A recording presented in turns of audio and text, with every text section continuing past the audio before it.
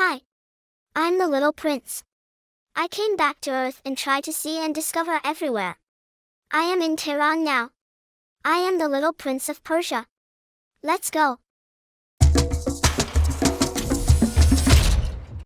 Ardak Manukian Museum is the best place to learn about the history, customs, and culture of Armenians in Iran.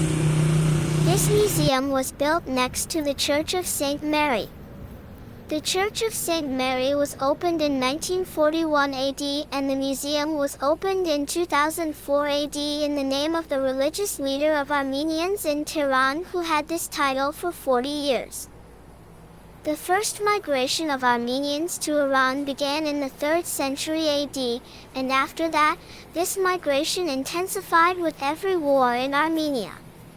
What is very interesting is that the Iranians do not consider these people as foreigners and consider them to be their compatriots whose religion is Christianity.